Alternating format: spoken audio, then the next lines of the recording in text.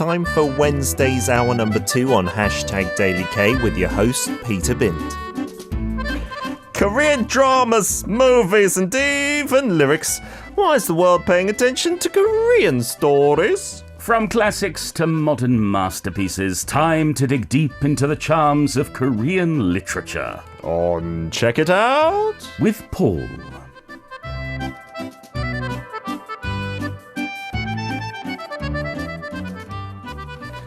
It's a Wednesday. We've got the pen poker extraordinaire Paul Matthews in the studio as ever, and we're kind of coordinated on the screen, I'm noticing here, with our blue shirts. How you doing, Paul? I'm doing very well. How are you doing? Pen poking looks better than ever. Have you been practicing? Of course, I've been practicing. What was it called? The fencing that Yes. has inspired you. Did you ever do fencing? Because you were in France for a little while, the home of fencing. I didn't do it in France, but in the UK I did study stage combat, which involved learning fencing. Wow. How is it? Did you get to wear the whole gear and stuff? No, because we were trained not to hit each other. Okay.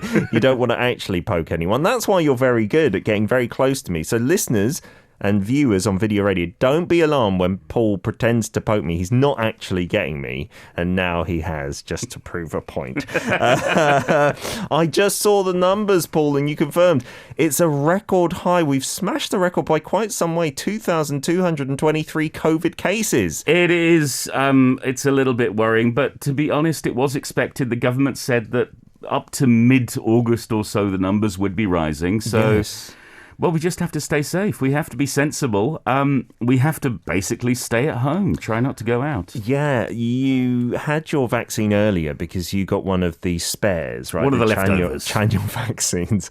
And yesterday was my day now that we can register for them, our age group. Yeah. And I did it at 10 p.m. and a few teething problems initially because you've got to choose one of the methods to prove your identity. Okay. I chose the wrong one. It was my fault. Oh, dear. But once I chose the correct method, which was just your phone number, it was really smooth, really easy. I think all the dates up till mid-September have now been taken. Right. And so the people who register later on today, it'll be digits ending in 1. So the 1st, the 11th, the 21st, the 31st, my wife will do it. And I booked for the 17th of September. That's my D-Day. Fantastic. It makes me so happy that people are so eager to get the vaccine. I know there is some hesitancy in other countries, that there are issues with vaccines having to be thrown away because people aren't using them. Yes. So it makes me really happy to see that here in Korea, I know we don't have enough vaccines, but at least everyone is eager to get them, eager to make everyone safe. Yeah, and I don't think other countries have such a great system for the leftover vaccines like we do either. Let's get to today's book I previewed. It's a very short one today. Yes, it is, but it's a very, very good one. We're going back to the start of the 20th century to an author we actually featured before back in May last year. We did a story called A Lucky Day. His name is Hyun Jin-geon, and the story we're going to feature today is called Home. Now, it was first published back in 1926, and it's translated by last week's translator, the wonderful Sora Kim Russell, and it is only 7 pages long, and it is available for free for anyone on the internet. Oh, amazing. So you can freely look at this wherever you are in the world. Home by Hyun Jin-geon. Yes. Gon spelled Geon. Gohyang is the Korean title, literally meaning like hometown kind of thing. Exactly. Right? So my challenge for everyone listening today is read the story. It's only 7 pages. You can do it in your lunch break or after your dinner, but I think it would be a good challenge, and it's a really, really good story to read. And maybe, if you're ambitious, in the song breaks, you could kind of fit it in as well. I reckon if you're a fast reader, it might be possible.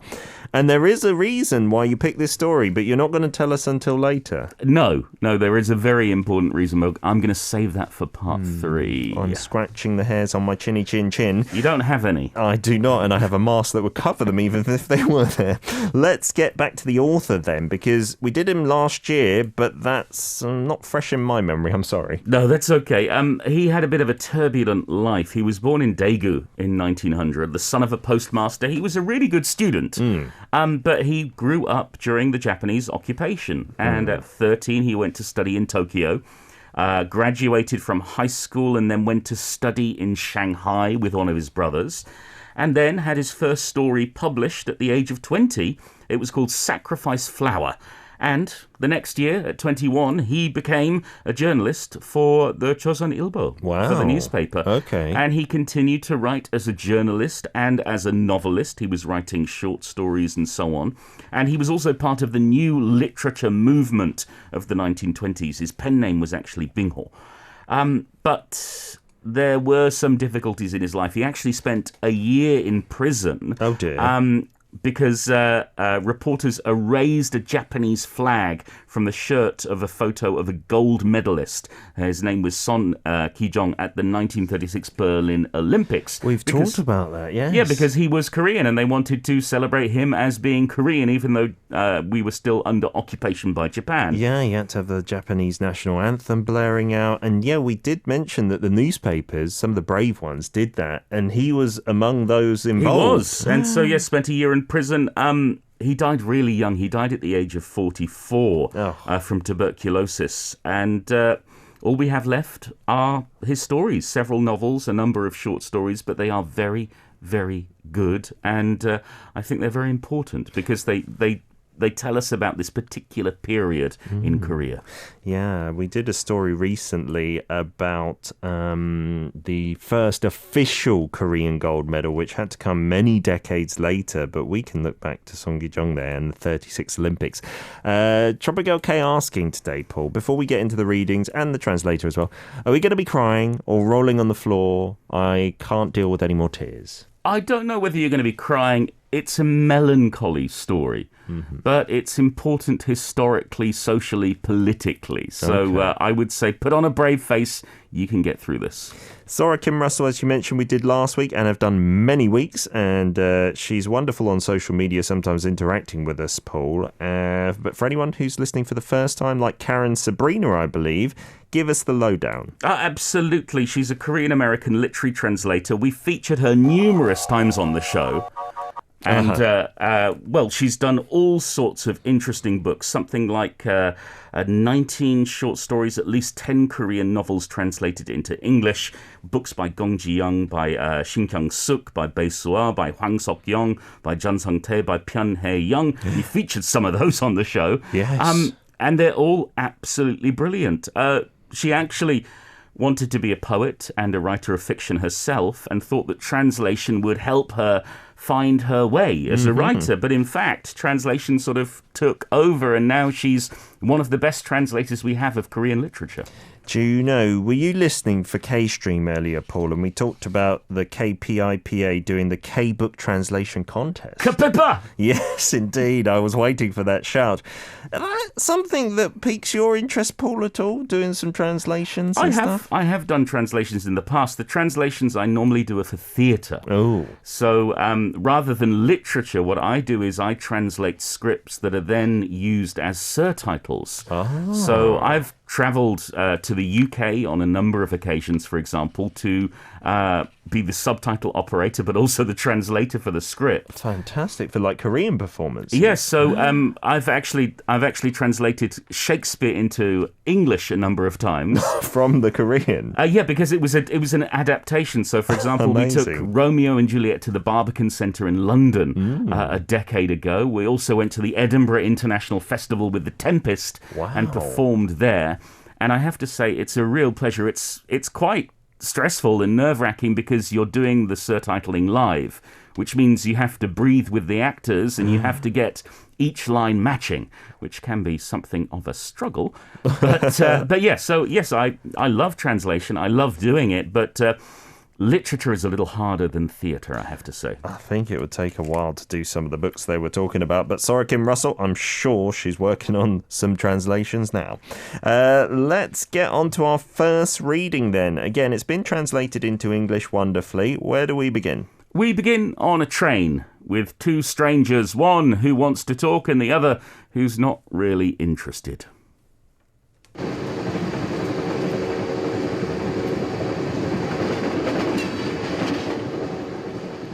Finally, as if he couldn't bear to not talk, he turned to me and asked, "Where you headed?" in the Gyeongsang province dialect. "I'm on my way to Seoul," I said. "That's so. Nice to meet you." I'm headed to Seoul too. I guess that makes us travelling buddies. I didn't know how best to respond to his overly friendly tone, and frankly, I didn't care to respond at all, so I said nothing. You lived in Seoul long? He asked. I've lived there about 6 or 7 years. I was a little annoyed, but I couldn't not answer. That's a long time. This will be my first time in Seoul. Where do you suppose an odd jobber like me should head? Do they have any kijinyado, as we say in Japanese? He asked, and frowned, like he was contemplating his own narrow circumstances. I discovered then that his face was far more suited to frowning than to smiling. His patchy eyebrows stuck straight up, and there were lines etched into the forehead of his droopy face. The flesh beneath his eyes kept twitching, and his cheeks were sunken. The left side of his mouth was twisted into a sneer, as if he were chewing bitter sumac, and his crinkly eyes looked watery. He couldn't have been much older than 30, but his face aged at least 10 years when he frowned. I was so moved by the evidence of hardship in his face that my hostility towards him lessened. I don't know, but there must be workers' lodgings of some kind. He pressed me for details about the lodgings, as if grasping at straws, and asked, I don't suppose there's any work to be found these days? I felt bad that my responses sounded so frosty and unkind. But as I knew nothing about available jobs, I couldn't give him any better answers.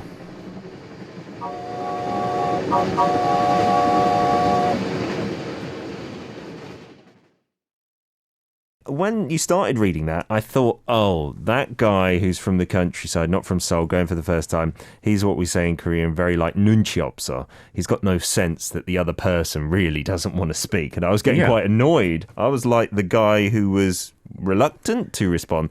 And then by the end of it, maybe not so much. Well, we've all been there, whether it's on the subway or the bus and someone starts talking to us and we just want to read our book or listen to our podcast or whatever it may be, but you have to take out your headphones, close the book, make eye contact, make small talk, and a lot of the time it feels like a bit of a chore, but sometimes you find yourself having this really interesting conversation, and this is a fascinating conversation. Oh, so does it develop from here? It does. He gets drawn into this stranger's story. Now, we should talk about what the stranger's wearing. So on this train from Daegu to Seoul, this stranger is very odd-looking. Okay. He's got a Korean-style jacket, he's got Chinese-style trousers, and he's got a Japanese kimono instead of an overcoat.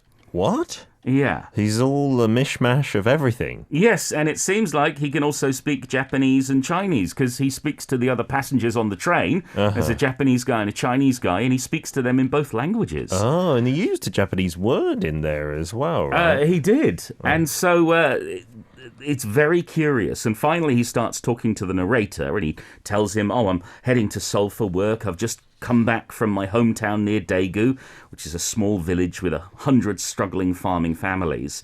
And he starts telling his story. And he explains that 9 years ago, when he was just 17, he and his family moved to Manchuria to seek their fortune. Oh. But it didn't turn out very well, and they struggled to survive. His father passed away quite quickly, and then 4 years later, his mother passed away as well, exhausted, just couldn't cope with the conditions. Tragic. Yeah, and so the narrator starts to take pity on him, and he's actually got a bottle of rice wine that his friends gave him for the journey, and he cracks it open, and they share it in teacups, and the stranger keeps talking.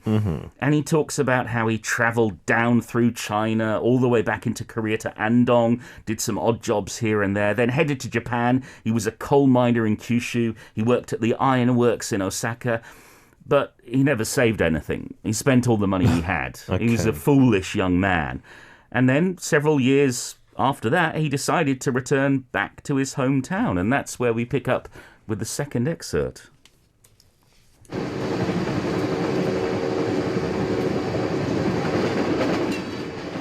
Angry and longing for the mountains and streams of his native country, he raced back to Chosun and visited his hometown for the first time in years, before deciding to move up to Seoul and look for work. That must have been nice to see some familiar faces. What familiar faces? The village was gone. Oh yes, I imagine a lot would have changed in 9 years. It didn't just change. No one lives there anymore. No houses, no people, Not so much as a stray dog. Do you mean to say it's a ghost town? I guess you could say that. All that's left are a few crumbling walls. I couldn't even find the plot that our house used to sit on. I take it you've never seen an abandoned farming village? His voice cracked as it went higher. The rafters had all rotted and fallen, and the foundation stones were lying around exposed. It looked just like bones strewn around a dug-up grave. How could something like that happen? A village of over 100 families reduced to nothing in less than a decade. Oh. He let out a long sigh and stared off at the distant mountains as if reliving the sight. Then he gulped down another cup of wine that I had poured for him. Oh, it broke my heart. It broke it, he said, and 2 fat tears spilled down. I felt like I was looking directly at the wretched, gloomy face of Chosun between those tears. After a moment, I asked him, "So, you haven't seen anyone that you used to know?" "I saw one person, just one." "Family?" "No. Someone who used to live next door," he said, and his face grew even gloomier.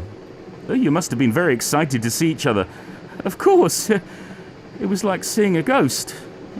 Not to mention that we had a little history." "History?"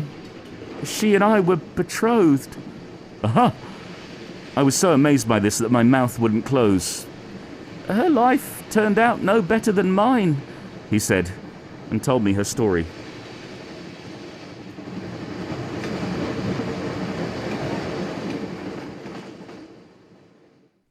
So initially not interested, feeling bothered, he's now like enthralled by the storyteller sitting next to him. Yeah. I like it. And his sad story of returning to his rural hometown, which isn't there anymore. Yes, and the girl he was meant to marry. Oh, wow, just bumping into her. I'm intrigued. So what is her story? Well, they had been in love as teenagers. They were promised to each other. They were going to marry, but she disappeared when she was 17. She was sold to a brothel by her father. Dear. And because of that, her family were driven out of the village. And she worked at the brothel. She managed to escape. And when he met her, when he went back to the hometown, she was working as a nanny for a Japanese family. And it was because she'd aged so much because of a hard life that the brothel owner had taken pity on her. She looked like a walking corpse, so he released her even though she hadn't paid all her debt back. And she, too, had tried to come back to the hometown, only to find it gone just like him, and so she found herself work as that nanny for the Japanese couple. So these 2 unlucky souls, this stranger and his old love, ate together, drank together, said goodbye. And at this point, well, the strangers had enough of talking. So he and the narrator finish off the bottle of rice wine, and the stranger starts to sing. Is this whole story set in the train and it's just their conversation? Just a conversation. 7 pages. It's so short but so powerful. Wow, yeah. And on the train in Korea, back in the day, before KTX, you had like the Mugunghwa trains and whatnot, and the Saemao trains. Yes. I think it was common to strike up these conversations, and this is just a sign of like olden times compared to modern all around the globe. You just get to know someone for those few hours. Maybe never intend to see each other again. You wouldn't exchange social media accounts or anything like that. No, you just have a conversation because you're stuck together for 5-6 hours. Just for some entertainment, because there were no tablet PCs, and rarely maybe a magazine on the train. I miss that, but I wouldn't dare of thinking of doing that in this day and age, just randomly starting talking to someone next to me, even in an airplane or something like that. That's sad, a little bit. I still do it sometimes. Really? Yeah, I'm still the boring stranger. You're this guy. I'm in London. I'm in Australia. Tokyo. The Philippines. Finland. Indonesia. New York. Arirang Radio. Now live in Seoul.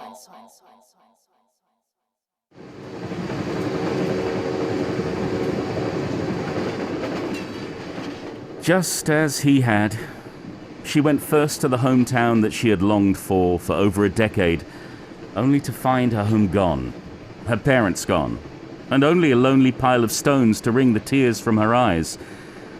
She spent the day weeping and grieving the years lost, and returned to the town, where she wandered about until finding work with the Japanese family. Thanks to the few words of Japanese that she had picked up over the last 10 years. I know they say people change, but how can someone change that much? Her once thick hair was thin and falling out. Her eyes were sunken, and even her skin, which used to be so smooth and soft, looked like it had been burned with acid. You must have clung to each other and wept a great deal. Oh, we didn't cry. We went straight to a noodle house and drank, and then parted ways. Oh. He let out a pained sigh, as if something were pressing hard on his chest, and looked exhausted from the old sorrows that sprang up anew in his mind. What's the point of talking about it? He said sadly, and stopped. It pained me too, to hear about such a cruel fate. Let's finish off the alcohol, I said. We poured each other drinks until the bottle was empty. Tipsy from the wine, he recited a song that he had once sung as a child, back before he had understood what it meant.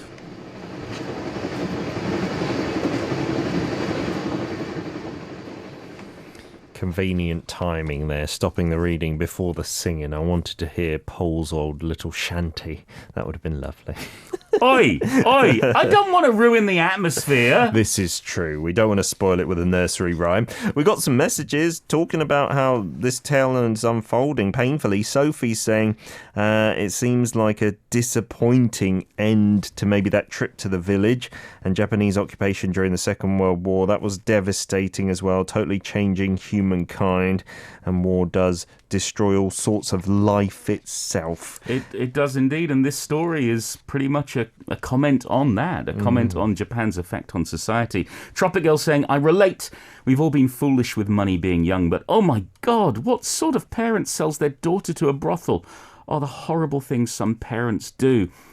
I truly don't know what to make of this first reading. We've all experienced this, though, sitting next to someone travelling and someone wanting to talk and others not. It's probably more prevalent these days with people being cautious of strangers, just like Peter. The writer has a soft heart, changing his approach and tone when he realised that his fellow traveller was having a tough time. Yeah, I agree with all of that, Tropic Girl. It's harsh and horrible, a father selling his daughter to a brothel. But you have to understand that these were very, very different times. Sure. These were desperate times, so there's no excusing it, but these things did happen. Absolutely. It was a different world back then, right? And Rao just mentioning, Manchuria, going out to live there as a family. It's a harsh territory, more so in the winter, and the main character's parents passed away there, right?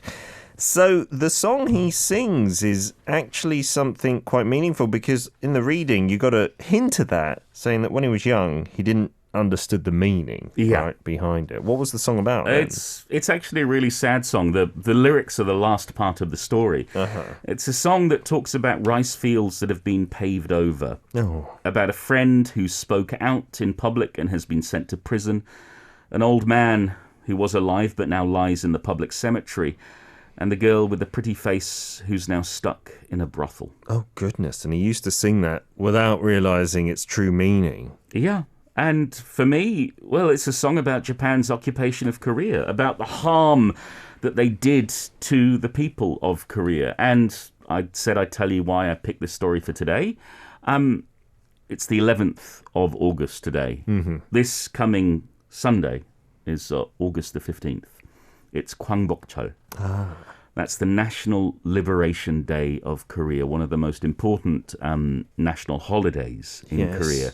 And it seemed really appropriate to share this short story about the struggles that ordinary Koreans had to go through during Japanese occupation. Yeah, and the tale's really interesting. It looks at some really extreme things like getting sold to a brothel, but the setting, like just a little conversation on a train between strangers and getting deep like that, that's a real kind of juxtaposition, which it makes it really an intriguing little tale. Yeah, well, what you have to understand is while all these horrors were happening, people still had to carry on and live. People still had to live their ordinary lives.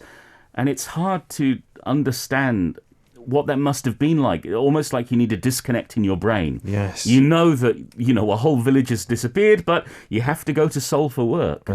dear. So for me, it captures this mood, this melancholy, this terrible tragedy of the time. And so I'm really sad that Hyun Jin-geon never saw Korea's liberation. Passing away before that. Yeah, but his stories, they really help remind us of how much was lost during those dark decades and how we must never forget the suffering that went on. Yeah. The thing about Liberation Day is the name itself does not mean Liberation Day literally, right? No, that's the thing. Kwangbokcheol means the restoration of Light Day, the day that light came back, almost as if that Korea was shrouded by this darkness for almost 50 years. And then, in 1945, finally, the light came. Korea was liberated. Light. Yeah, and there are listeners from other countries who, had to experience some Japanese colonial rule, and some of them mentioned earlier, during the war, maybe, it was even more prominent, and the behavior maybe of the Japanese was even worse then. But throughout all the decades, and we talked about it a lot this week because we've got Liberation Day coming up, there were so many struggles, especially if you tried to speak out, then it was awful for you as life. And with Liberation Day coming up, I mentioned it yesterday with Jen, on Monday in fact. It used to be wonderful to see so many Korean flags, like flying from apartments. Yes. These days, not as many people doing it as before, which is a bit sad. Not as many, but in my neighborhood, they are. Good. I live in a neighborhood with a lot of older people. Lots of grannies and grandpas. Yeah. And the flags are all out. They are out in certain places. I think, in these big apartment blocks, it's sometimes difficult to fly a flag out of your window. But if you look at the older areas of Seoul where there are these what we call juteks and villas, these sort of standalone smaller buildings, more people do it. It still does mean a lot, and it's a holiday that we should never forget. I know that there are some people that come this Sunday will treat it as just another day. Sure. Or if it was on a different year on a Monday or a Tuesday, it'd be great, a day off. But it's really important that we remember this part of history, that we understand what went on, and that we pay tribute to those who struggled and fought for democracy, because there were so many people who gave up their lives or who gave up their liberty to give us the democracy that we have today. Absolutely, yes. And it must be said, along the streets, a lot of the streets align with the taegukis, the Korean flags. The governments do that, local ones, which is really lovely to see. What an interesting tale. Sarah saying it's an epic book, it sounds like. Just 7 pages, though, Sarah. You said you need to get it. Another one from Paul that makes me want to get it. And as we said, it's free on the internet. Just type in home and the author's name and you should find it. Hyun Jin-geon. That's HYUN JIN-GEON, and it will come up. We've got to say a massive thanks to you, Paul, for your beautiful readings as ever. Thanks to you. Thanks to everyone. Thanks as always to the Literature Translation Institute of Korea for their help with copyright permission for this broadcast. Thank you to Hyun Jin-geon, who wrote these amazing stories, and to Sora Kim Russell for her beautiful translation. I will be back next week with another book, I promise. Hopefully it won't make you cry. You can listen to Check It Out with Paul Matthews on Arirang Radio's #DailyK every Wednesday from 10 a.m. KST.